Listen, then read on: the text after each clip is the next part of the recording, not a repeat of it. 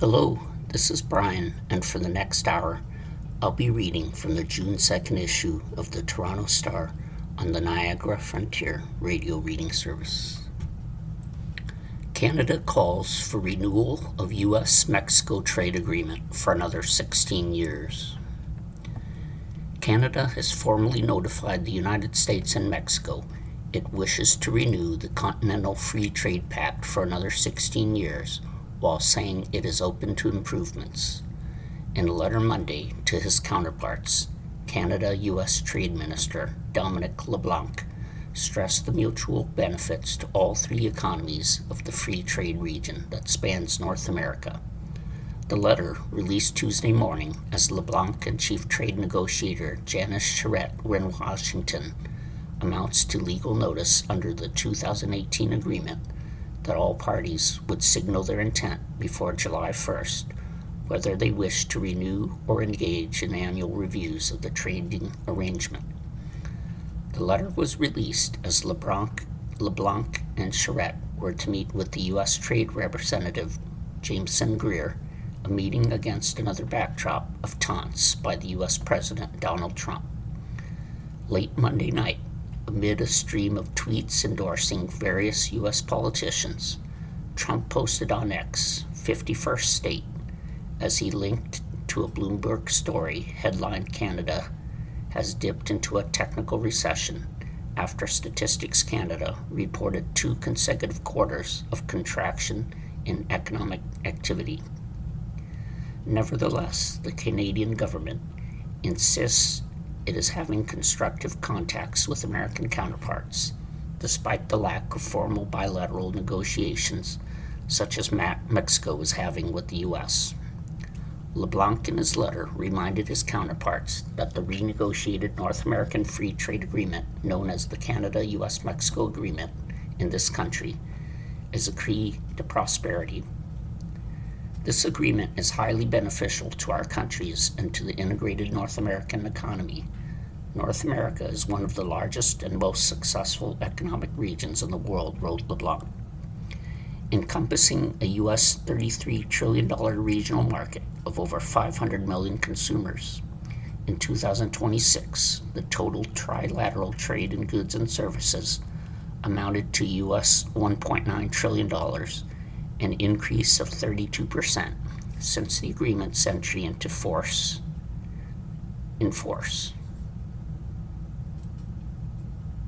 Together we can compete globally, wrote LeBlanc, in an echo of Prime Minister Mark Carney's pitch last week in New York for the U.S. to view Canada as a key competitive asset and ally in global trade.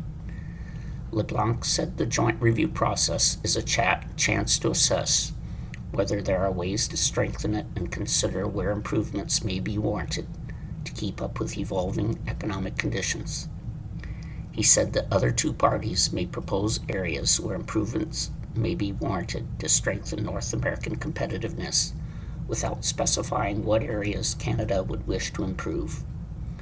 But he underscored that while the Carney government is willing to consider any proposal that can be beneficial to all three nations' long-term prosperity, he also stressed that addressing punitive American sectoral tariffs will be essential. LeBlanc did not specify which sectoral tariffs are deal breakers. The Trump administration has levied hefty duties on steel, aluminum, autos, lumber, copper, and cabinetry manufacturing. Monday night, the U.S. slightly adjusted certain tariffs hitting farm equipment as economic pressures mount on food producers. Canadian, American, and Mexican farmers, businesses, workers, and consumers are counting on the timely completion of this work to provide the certainty and stability that is essential to maintaining the conditions that not only secure their economic futures, LeBlanc wrote. Conservative leader Pierre Poilievre also addressed reporters outside cabinet that Trump's ongoing 51st State statements are ridiculous, and Canadians must not let themselves be distracted by that talk. He said he is concerned that LeBlanc is traveling to Washington at a time when Mark Carney has led us into the only recession in the G7, which Poilievre said puts Canada in a position of weakness. But Carney, on his way into cabinet, suggested the economic position of Canada should be understood as a complicated picture. He acknowledged choppiness in terms of how investment is happening, but we're also seeing at the same time the foundations coming into place, settling in for that stronger, more resilient economy. So for example, if you look at business investment, particularly in machinery and equipment, in R&D, in intellectual property, that's actually up quite sharply in the last couple of quarters, including the most recent quarter. If you look at household incomes, they are now growing stronger. They continue to grow faster than the rate of inflation. There's more to be done without question, but they're moving in the right direction. So you have these cross currents as the economy is being fundamentally transformed. We're going to continue to work. We're making progress, but there's more to be done. Rubio will testify before Congress for the first time since the start of the Iran war. Secretary of State Marco Rubio is set to face a litany of questions Tuesday about the Trump administration's fragile or stalling diplomatic efforts around the world when he appears for back-to-back hearings on Capitol Hill for the first time since the Iran war began.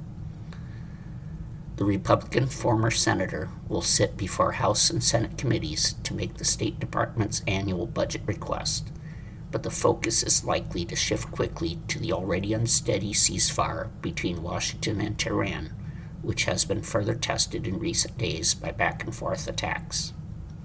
Cabinet members, including Rubio, have defended President Donald Trump's decision to launch the conflict, despite promises over the years not to engage in forever wars in the Middle East. That work has been made more difficult by Trump's shifting goals for the conflict.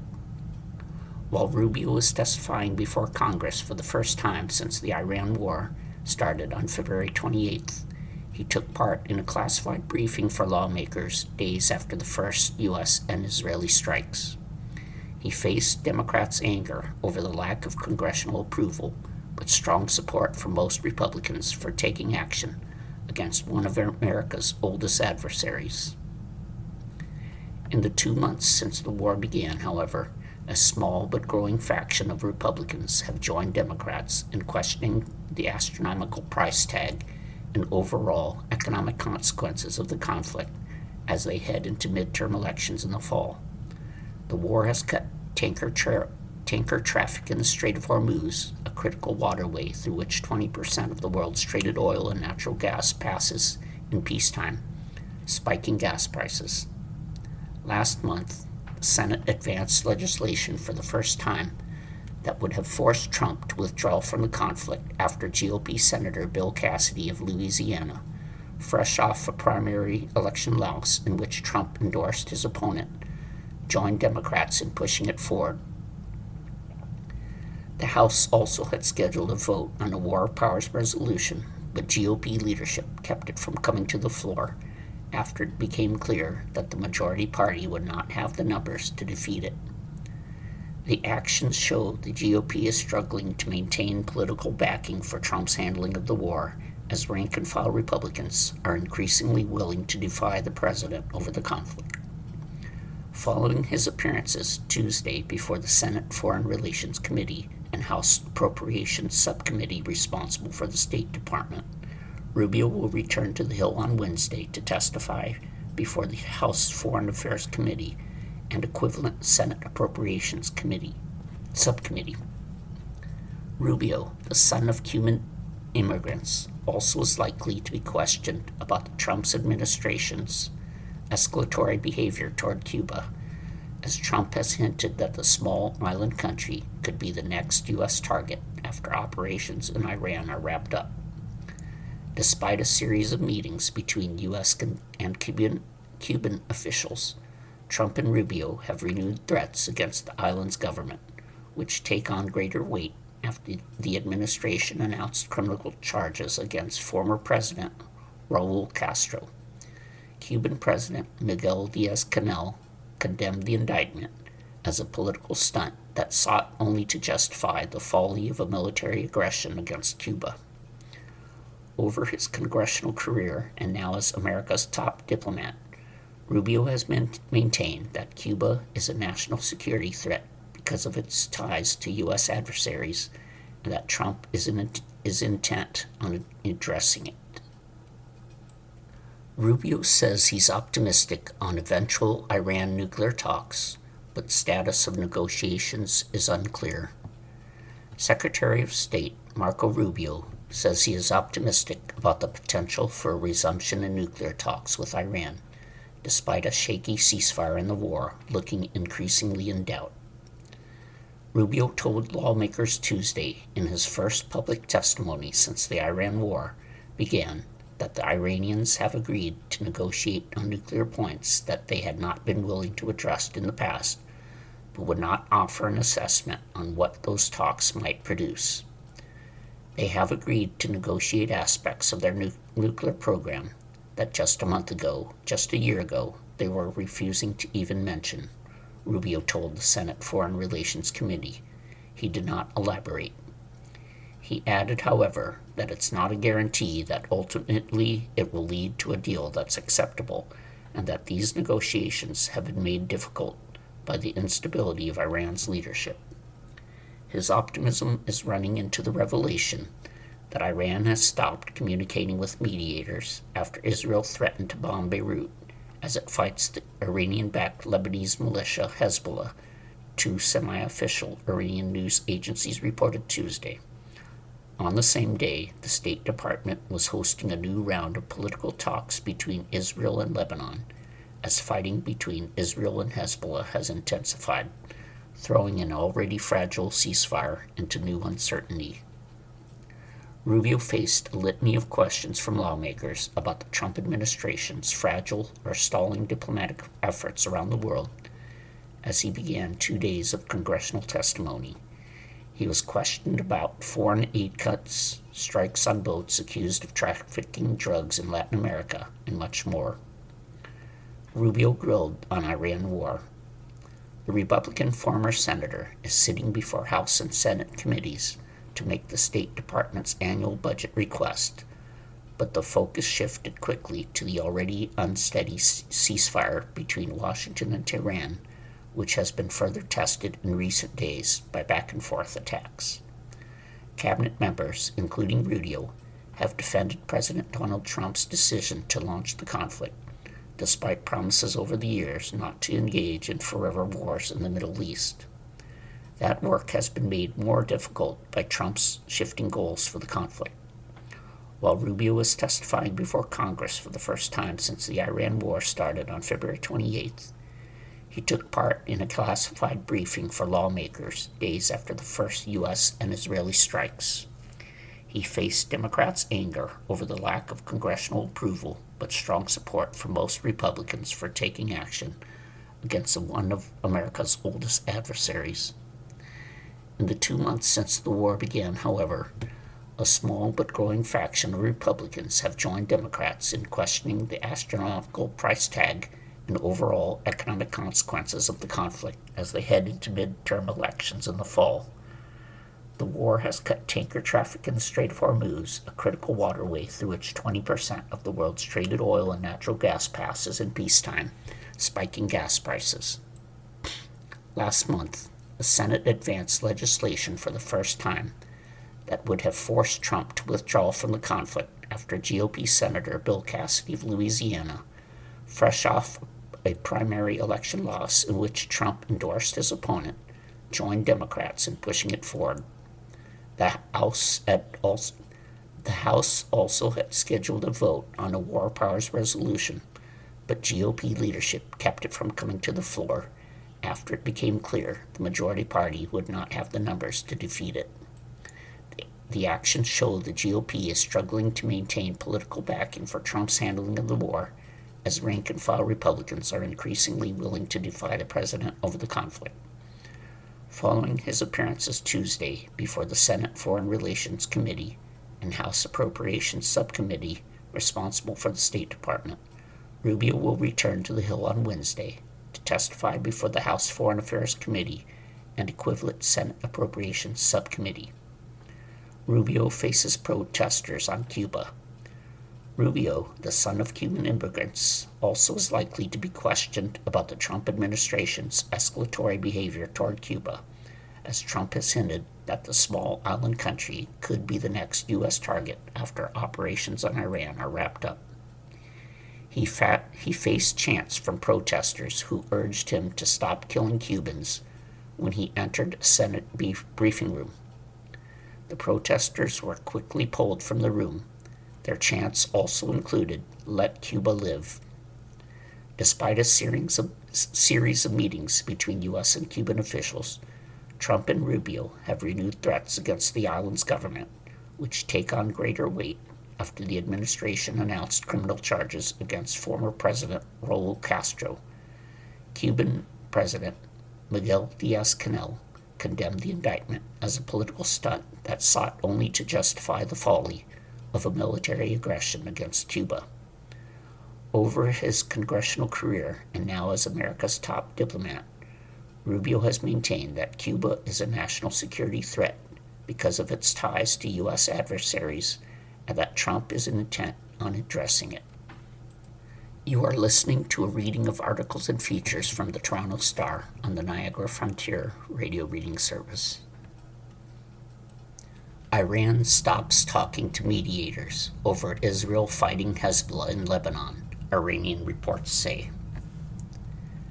Iran stopped communicating with mediators about extending a ceasefire in the war with the U.S. and Israel, two semi-official Iranian news agencies reported Tuesday, as tensions flared in Israel's separate but related fight against the Iranian-backed militia Hezbollah in Lebanon. The halt in communication was likely meant to increase pressure on U.S. President Donald Trump over negotiations on the Iran war ceasefire and loosening the Islamic Republic's chokehold on the Strait of Hormuz and the oil, gas, and other commodities that normally pass through it. Trump then could potentially push Israeli Prime Minister Benjamin Netanyahu to halt or slow the advance of his forces, which have moved deeper into Lebanon than at any time in over a quarter of a century. The reports by the Fars and Tasnim news agencies, both believed to be close to Iran's paramilitary Revolutionary Guard, come as the conflicts in Iran and Lebanon have increasingly become conjoined. Iran insists that any potential truce in the war there must also quell the fighting in Lebanon, where Hezbollah remains one of Iran's chief allies in its self-described axis of resistance against Israel. A regional official involved in the mediation, speaking on condition of anonymity to discuss the talks, told the Associated Press that Iran had not communicated at all on Tuesday, after saying that a ceasefire needed to be enforced in Lebanon for negotiations to continue.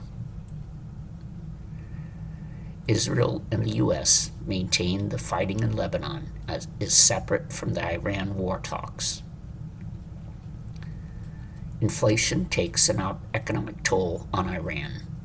Meanwhile, year-on-year inflation in Iran reached a level in May unseen since World War II, underlining the economic pain average Iranians are facing, while the U.S. is eager to ease the Islamic Republic's grip on the strait, through which a fifth of all traded oil and natural gas passed in peacetime. Iran faces economic challenges as its oil-backed economy remains under a U.S. naval blockade. Economic pressure touched off nationwide protests in Iran in 2017 into 2018, when rising food prices sparked demonstrations that killed over 20 people and saw hundreds arrested. The next year, an increase in government-subsidized gasoline prices caused protests that saw over 300 people reportedly killed. Then came the protests over the collapsing value of Iran's currency, the rial, at the start of this year. They were the most intense demonstrations to shake the Islamic Republic since its 1979 revolution and the chaotic years that followed. Iran's theocracy met January's protests with a crackdown on demonstrators in January that killed over 7,000 people, according to activists' estimates. Now, even as hardliners hold gun handling workshops and organize marriages under the shadow of a ballistic missile to bolster spirits, experts note there could be new demonstrations if people find themselves priced out of feeding their families.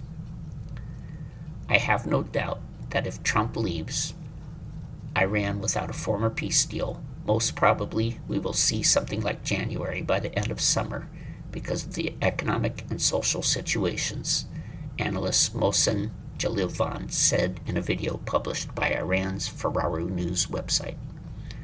Prices climb at an unprecedented rate. Iran's central bank said the Consumer Price Index, which measures a basket of goods and services, reached 77.2% in May compared with the year before. The rate is 8.5% higher than in April, the bank added. Inflation in daily and general needs like medicine, taxi fares, tobacco, and communication fees rose 113.8% from the year before. A private economic think tank in Iran, the Baghdad Institute of Economic Studies, described the current figures as an unprecedented rate since World War II. Iran's central bank did not acknowledge the significance of the figures. The previous record came in 1942. During the war, the British and Soviets invaded Iran and took over its railway, disrupting food supplies. The lack of food, worsened by a poor harvest, sparked hyperinflation and a famine. Hunger and a typhus outbreak killed many. Airstrikes this year have greatly damaged Iran's businesses and its oil industry. Meanwhile, the U.S. blockade has been targeting Iranian crude oil shipments trying to reach the international market, a key source of hard revenue. Tax revenues have been depressed by businesses struggling even after the fighting paused. The rial, which traded at 32,000 to $1 in 2015, now trades at over 1.7 million to $1. We will definitely have higher prices, Iranian President Masoud Pezeshkian warned in May. We are fighting, and we must accept this hardship. Tehran-based economist Saeed Leilaz, speaking to the AP, warned that annual inflation in Iran could reach 80%. Iran society cannot tolerate above 25% annual inflation, he said. How Trump has used the presidency to benefit himself and his allies. President Donald Trump tried to create a near $1.8 billion fund that could be funneled to his supporters as a means of settling a lawsuit he filed against his own government, even arguing that he gave up a lot of money in allowing it. After drawing outcry in Congress and the courts, however, the White House is reconsidering the fund. That potentially means the suit and the possibility that the president could still cash in might be back on. Trump hasn't been shy about turning the presidency into a major source of personal benefit, involving everything from merchandising deals to crypto ventures to high-dollar political and official events at his properties. Asked about possible self-dealing by the president, the White House called such suggestions the same tired narrative that Democrats have pushed against President Trump, his family, and his administration for a decade. President Trump only acts in the best interests of the American people, which is why they overwhelmingly re-elected him to this office, despite years of lies and false accusations against him and his business from the fake news media. Spokesperson Anna Kelly said in a statement, "There are no conflicts of interest." Here are some key ways Trump has reaped rewards for himself, his children, and allies in his second term. Suing his government and deals favoring his family. Last year, the president submitted a claim seeking $230 million in compensation from the Justice Department for an FBI search of his Mar-a-Lago estate in Florida as part of an investigation into whether he took classified records from the White House. In January this year, Trump, his two eldest sons, and the family's business the Trump Organization filed a $10 billion lawsuit against the IRS and Treasury Department after a former IRS contractor illegally leaked Trump's tax returns. In an attempt to resolve those cases, Trump's government agreed that $1.776 billion in taxpayer funds be distributed to people who believed they were targeted by past administrations for prosecution for political purposes, including the Trump supporters imprisoned for attacking police while overrunning the U.S. Capitol in 2021. After blowback from even some congressional Republicans, the Justice Department now says it will comply with a ruling temporarily blocking the fund. But there was less clamor about another part of the deal, allowing the government to drop pending IRS audits into Trump and his relatives.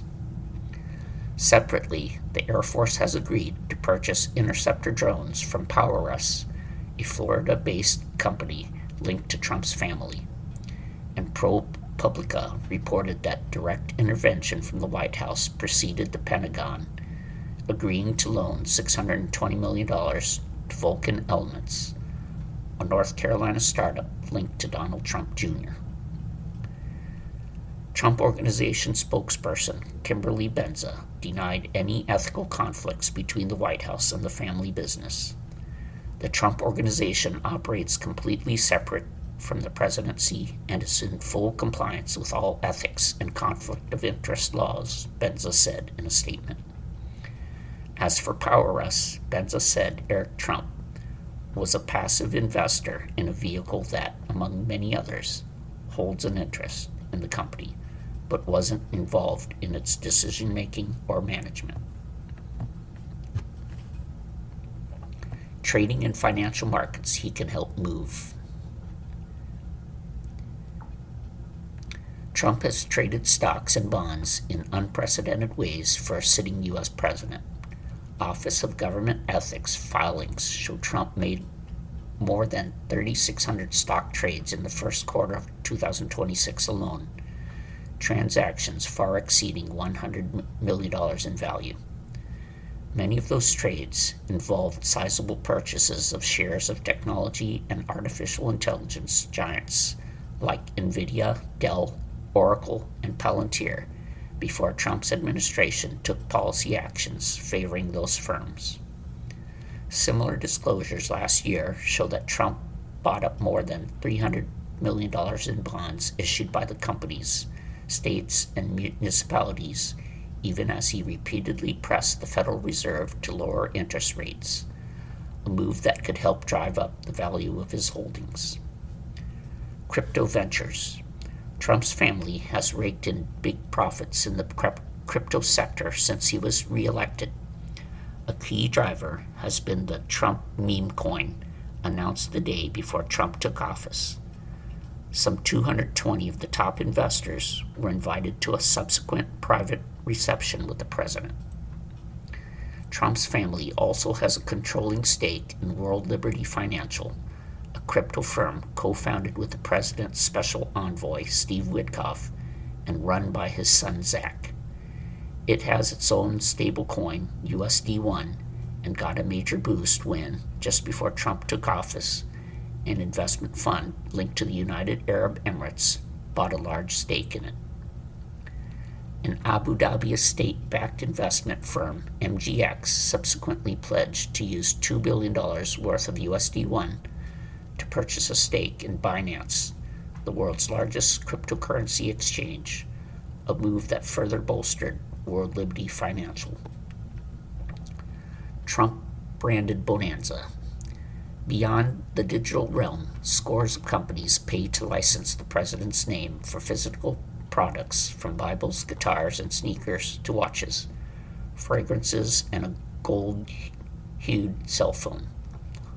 Trump has promoted many such goods on social media, particularly during his 2024 campaign, but they've also made conspicuous appearances at the White House. When French President Emmanuel Macron and Ukrainian President Volodymyr Zelensky visited last summer, Trump showed them a merchandise room off the Oval Office, stocked with goods for sale on his website.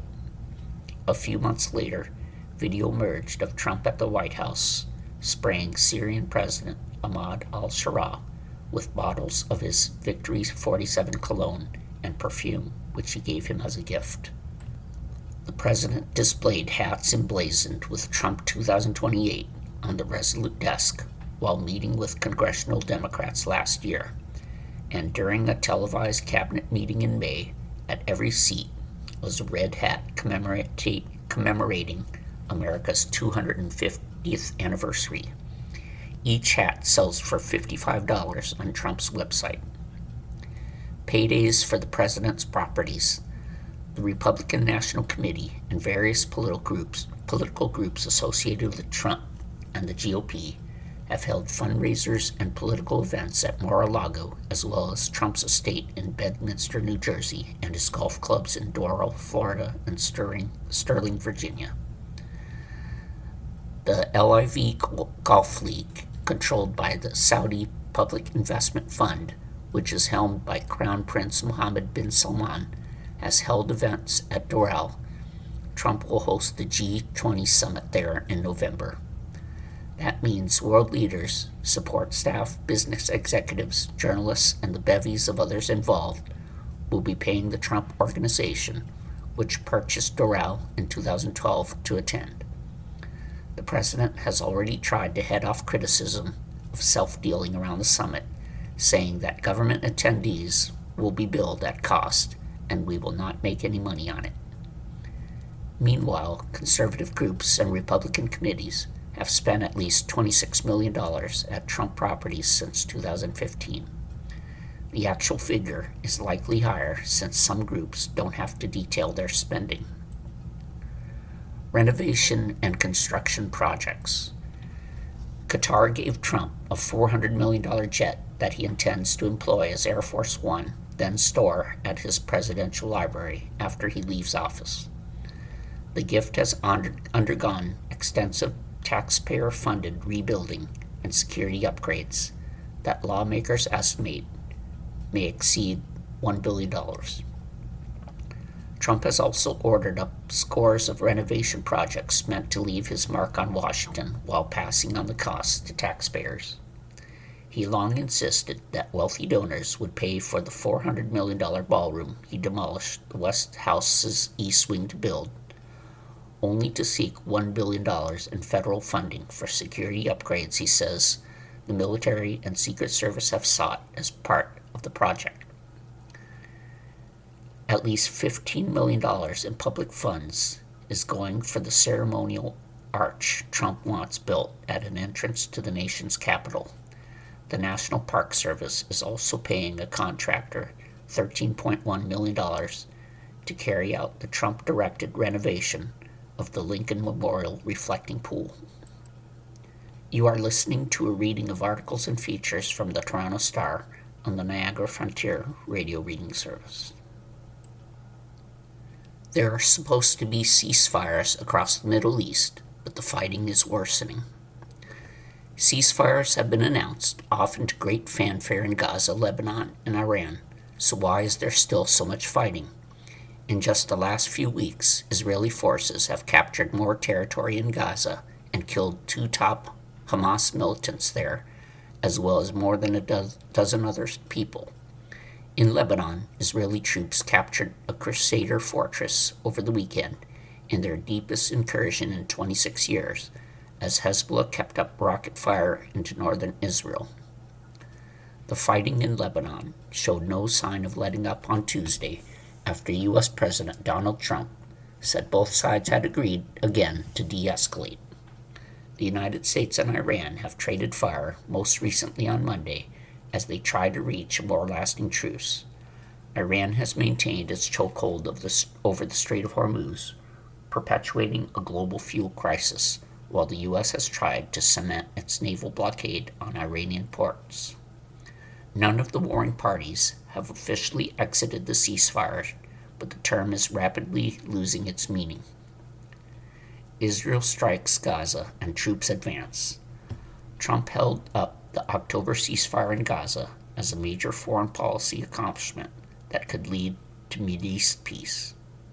But while it ended 2 years of full-scale hostilities and brought about the release of all remaining hostages taken in Hamas's October 7, 2023 attack, no further progress has been made. Hamas has yet to disarm, and Israeli troops had advanced rather than withdrawn. And an international stabilization force has yet to materialize. A new Palestinian administration is still in limbo, and reconstruction of the largely flattened territory has yet to begin. Hundreds of thousands of Palestinians remain in squalid tent camps, living with the stench of sewage and rodent infestations, and in fear of Israeli strikes. The U.S. and Israel blame Hamas, saying its refusal to disarm has held up the process. Hamas accuses Israel of repeatedly violating the ceasefire, including through regular strikes that have killed at least 932 Palestinians, including women and children, since it took effect, according to local health officials. In both Gaza and Lebanon, Israel says it maintains the right to strike in response to perceived threats or attempts by suspected militants to cross sometimes blurry front lines, which are shifting as troops seize more territory. Israel now controls some 60% of Gaza, compared to around half when the ceasefire was signed, and Prime Minister Benjamin Netanyahu recently said it planned to take more. Fighting rages in southern Lebanon. A Lebanon ceasefire reached in April has had little impact on the fighting between Israel and the Iran-backed Hezbollah, particularly in southern Lebanon, where they have continued trading fire as Israel expands its occupation of Lebanese territory. Over the weekend, Israeli troops raised their flag over Beaufort Castle, marking their deepest incursion into southern Lebanon since the end of the 1982-2000 occupation. Hezbollah responded with even deeper rocket attacks into northern Israel. Israel had continued carrying out strikes after an earlier ceasefire in 2024. Hezbollah had held its fire until the U.S. and Israel attacked Iran on February 28, setting off the wider war.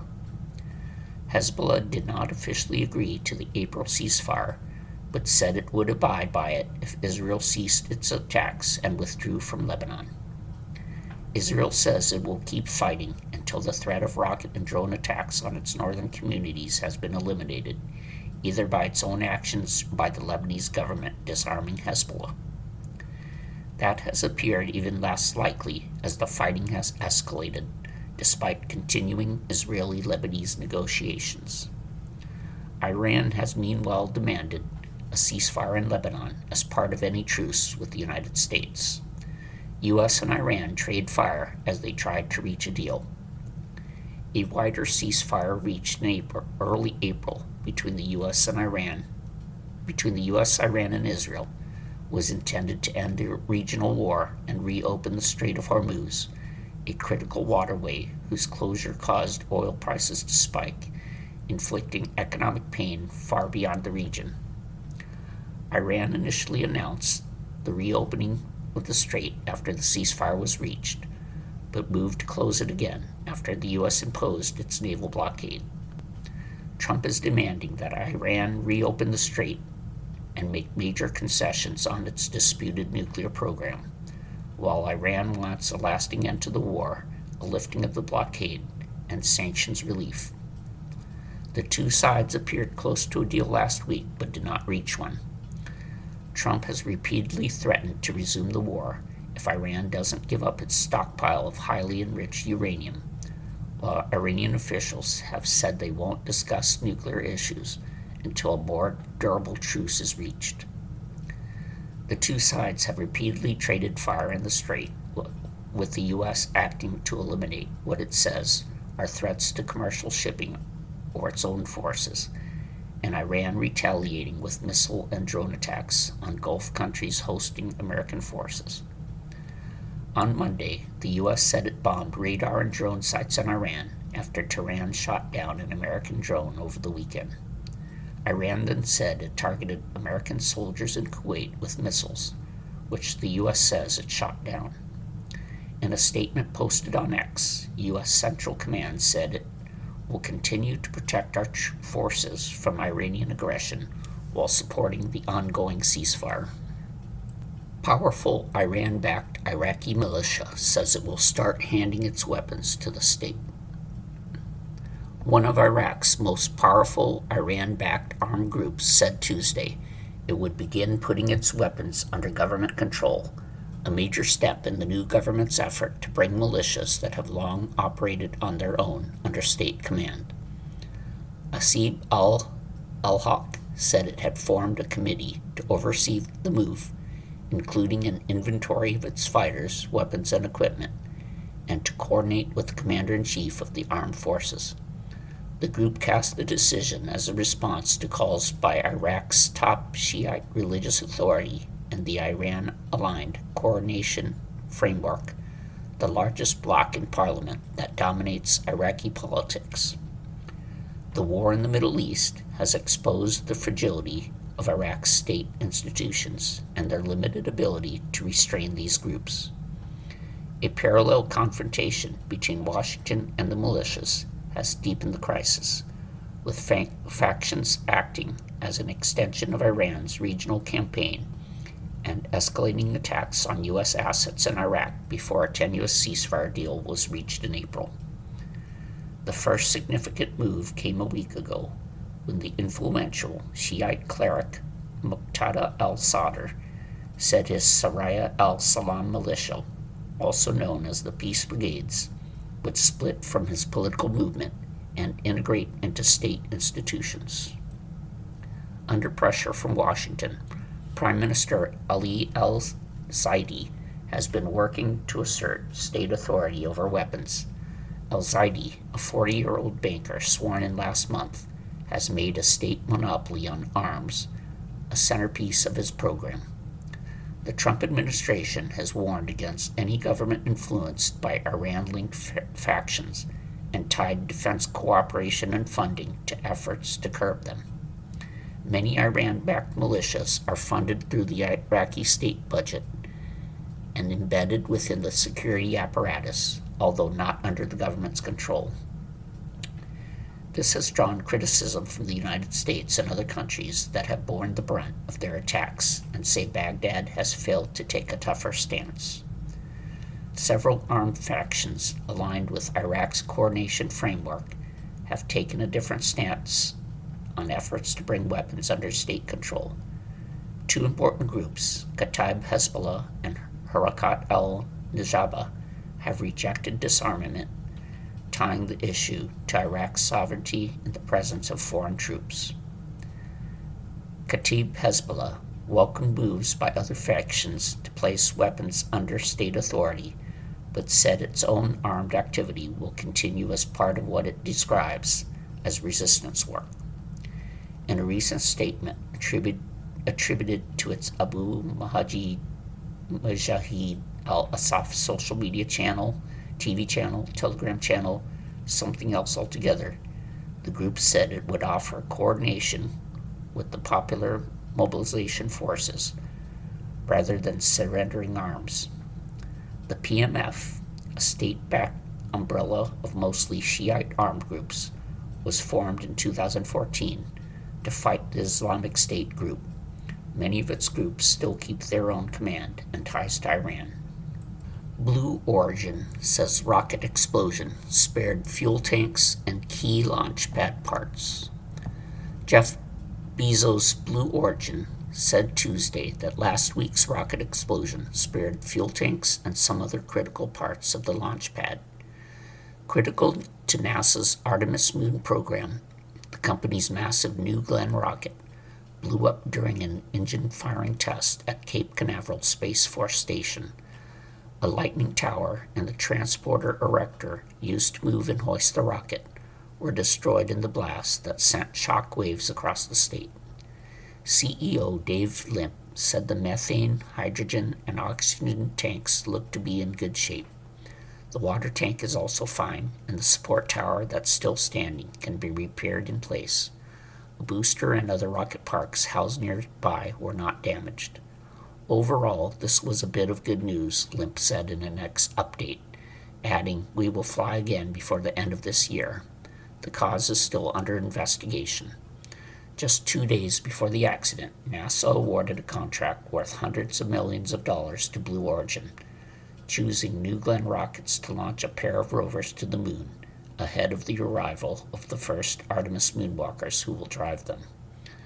New Glenn also is needed to launch the company's Blue Moon lander that will be used to get astronauts to the lunar surface in the coming years. NASA is aiming for as early as 2028 for the first moon landing by astronauts since Apollo 17 in 1972. The space agency will do all we can to get the pad back in action as soon as possible, while staying extremely focused on progressing the lander, Administrator Jared Isaacmuth said via X. Blue Origin's New Glenn line of reusable rockets, named after John Glenn, the first American in orbit, has launched only 3 times. It's not nearly as big as SpaceX's Starship that is making test flights to the fringes of space from Texas. NASA has ordered up Starships in addition to Blue Moon landers to get Artemis astronauts to the lunar surface in the years ahead. You are listening to a reading of articles and features from the Toronto Star on the Niagara Frontier radio reading service. Frederiksen set to start a 3rd term as Danish Prime Minister thanks to firm position on Greenland. Mette Frederiksen is set to begin a 3rd term as Denmark's Prime Minister, during which she is expected to maintain a firm stance against U.S. President Donald Trump's ambitions for Greenland, the kingdom's semi-autonomous territory, and continue supporting Ukraine. With another term, the 48-year-old Social Democrat joins the ranks of Europe's longest-serving and most experienced leaders. Frederiksen has led the European Union and NATO member countries since mid-2019. She is likely to press ahead with efforts to strengthen Denmark's defenses and deepen cooperation with European allies as the United States signals a reduced military role in Europe. Frederiksen has been among Europe's strongest supporters of Ukraine since Russia's full-scale invasion began on February 24, 2022. The Prime Minister's popularity among EU peers and her really standing there against Trump on Greenland are major factors behind Frederiksen's electoral success, Caroline Hortrapp, a political scientist from the University of Copenhagen, told the Associated Press.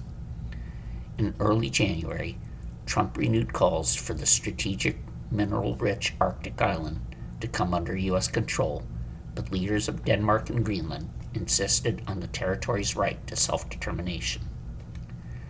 The world order established after World War II has undergone major change, according to a 70-page document outlining the new government's vision. The Russian threat to Europe and the simultaneous uncertainty from the American side are significantly changing the security situation, it said. Frederiksen told the news conference that she was happy and proud that Denmark now ranks among NATO's top spenders, and emphasized that the country would remain committed to this course. Denmark spent 3.2% of gross domestic product on defense in 2025, an almost 3-fold increase compared to 2022. Popular in Europe, but less so at home. At home, Frederiksen faces a complicated political landscape, but her new center-left alliance may allow her to move away from unpopular conservative policies pushed by her previous government, which was a grand coalition of both left and right. The new government, created after 2 months of negotiations, will include Frederiksen's Social Democrats, the centrist moderates led by outgoing Foreign Minister Lars Løkke Rasmussen, the Green Left, and the Danish Social Liberal Party, the Danish Royal House said in a statement on Monday. Frederiksen and Rasmussen survived the March general election, Hort Rapp said, because of their prominent role in the Greenland crisis. They kind of survived, but at the same time, the voters were not satisfied with what the government had been doing before, so they wanted to move to other parties, the political scientist said. You see smaller parties that gained way more votes than before, she added, referring to parties on both the left and the far right. The governing vision, unveiled on Tuesday afternoon, includes multiple commitments such as ambitious climate measures, reducing social inequality, and tax relief for companies. In specific nods to demands of coalition partners, the government plans to make pig production more sustainable, introduce free dental care in the next few years, and reduce value-added tax for some foods. A social media ban for kids under 15 was also mentioned. A center-left politician with conservative stances, under pressure from a rising far right, Fredriksson's previous cabinet had veered to the right. Fredriksson announced proposals that include a potential emergency brake on asylum and tighter controls on criminals who lack legal residence. Her government already had unveiled a plan to allow the deportation of foreigners who have been sentenced to at least 1 year in prison for serious crimes. Her government also removed a popular national holiday, the Great Prayer Day, to finance higher defense spending. Danish media reported on Tuesday that the holiday might be restored by the new government in the future. In her second term, support for Fredriksson waned as the cost of living rose. But she enjoyed a bump in popularity as the government navigated the crisis over Trump's designs on Greenland, which culminated in January in a short-lived threat to impose tariffs on European nations that opposed his call for U.S. control of the vast Arctic island. She is a good crisis prime minister, said Joachim Luther Rothenborg, an artist from Copenhagen. Rothenborg said that Fredriksson was less good when it comes to the level where everybody, the normal people, have their problems. Birgit Christensen, a fashion designer from Copenhagen, said that, I think that's what we are here in Denmark. We have the welfare, as we call it. She said the fact that Denmark now had a center-left government gave her hope. Of course, it's a lot of our tax money going for that, but I appreciate it very much because the broader shoulders should help or be there for those who aren't so lucky, she said. Massive Russian attack kills 18 people across Ukraine, officials say, as Moscow escalates fighting. Russia launched hundreds of drones and dozens of missiles against Kiev and other Ukrainian cities overnight, killing at least 18 civilians and wounding 131 others, authorities said Tuesday. Russian President Vladimir Putin has escalated Moscow's aerial campaign in recent weeks in an apparent bid to take advantage of Ukraine's shortage of U.S.-made air defense systems and persuade an increasingly pessimistic audience at home that Moscow is prevailing in the 4-year-old war. Emergency rescue crews digging through the wreckage of apartment buildings pulled out the bodies of a 3-year-old child, as well as those of a woman and her 8-year-old son in the central Ukrainian city of Dnipro, officials said. The attack stretched past dawn, with explosions reverberating across cities. Officials said 12 people were killed in Dnipro and 6 in Kiev. Residents of the capital have been on edge for days after Russia warned last week that a massive aerial attack was coming and told foreign diplomats to leave. None appeared to heed the call, and no embassies immediately reported damage Tuesday. Ukrainian President Volodymyr Zelensky appealed for more U.S. and European support, describing the massive overnight attack as an explicit statement by Russia. If Ukraine is not protected from ballistic missiles and other missile strikes, those strikes will continue. Putin has stepped up his aerial campaign against Ukraine, with Russian forces recently launching another of their powerful hypersonic Oreshnik ballistic missiles. Ukraine's shortage of air defense systems, in part because of depleted U.S. stocks from the Iran war, has left civilians especially vulnerable to ballistic missiles, even as Kiev's defenses stop most of Moscow's drones. Kiev mother and daughter shelter in a bathtub. At least 79 people were wounded in the capital, emergency services said.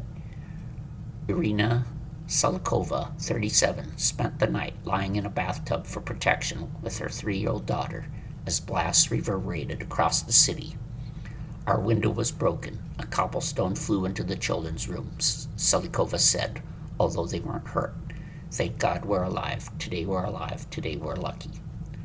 Russia unleashed 73 missiles and 656 drones across Ukraine, according to the country's Air Force, with the main targets including Kiev, Dnipro, and the eastern cities of Poltava, Kharkiv, and Zaporizhzhia. Ukrainian Air Defense Forces destroyed or suppressed 40 missiles and 602 drones. Dnipro Mayor Boris Filatov proclaimed Wednesday would be a day of mourning for the 12 dead in his city.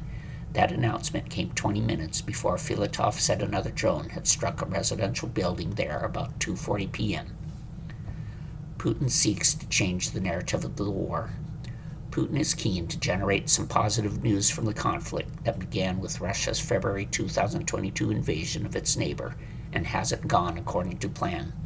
Western officials and analysts say Ukrainian drones are pinning down Russian troops on the front line, choking Russian supply lines in occupied regions of Ukraine, and disrupting oil facilities deep inside Russia that provide vital revenue for Moscow.